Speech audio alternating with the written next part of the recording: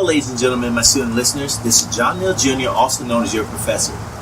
Thank you for tuning in to another lesson of Time to Get It Monday. Today we're going to be talking about emotional intelligence.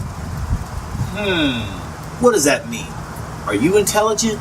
I bet you have a high level of IQ, most of you, right? When people think of intelligence, they always think about their IQ. How smart am I? How good am I going to do on that test?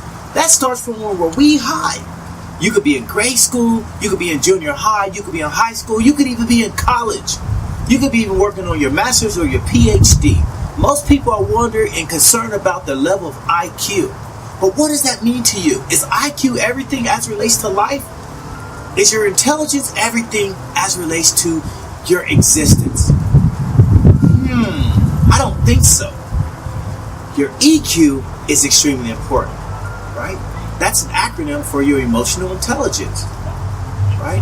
And most people don't realize and consider how important their emotional intelligence are. See, when we make decisions, and it may be a decision about going to the right school, we think about our EQ, right? We think about our IQ. But when we think about our EQ, it comes into decision making when we're talking about feelings, relationships, right? And when it also has to do with our temperament. Let me give you an example. If you and a person got in an argument, and I'm sure people do have disagreements, there's conflict all over the world. How do you handle your conflicting situations? Do you want to fight? Do you want to argue? Do you want to talk about it? Well, those are three different ways to deal with a situation. Most people like to fight. And when I mean fighting, it's not just fist fighting, but it's arguing, it's raising their voice, and it affects their temperament. Well, your emotional intelligence will help you deal with this. If you raise your level of emotional intelligence, you're not going to be quick to hit someone. You're not going to be quick to argue with them because you're going to think about how they're going to react to you. You're going to think about how everybody else in the universe is affected by one decision that you make. That's like when people go to war. If there's one casualty and somebody dies, it affects everybody involved. That's why we make decisions that are emotionally charged. Chances are something bad is going to come. What about just the basic situation? You and your friend, you have a disagreement. And it could be over a text message or it could be in person. How are you going to react to it?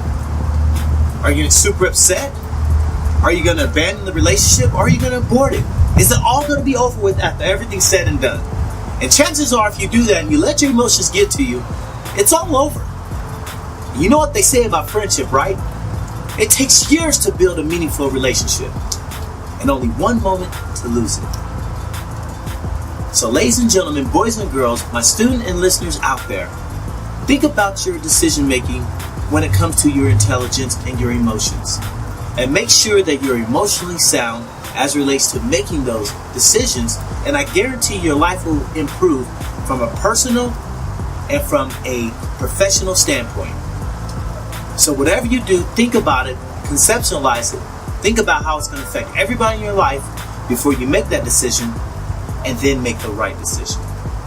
Ladies and gentlemen, boys and girls, my student and listeners, thank you for tuning in, and thank you for listening to this lesson. I really appreciate it.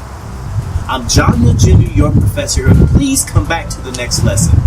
But before you leave, don't forget to like, subscribe, and share this channel.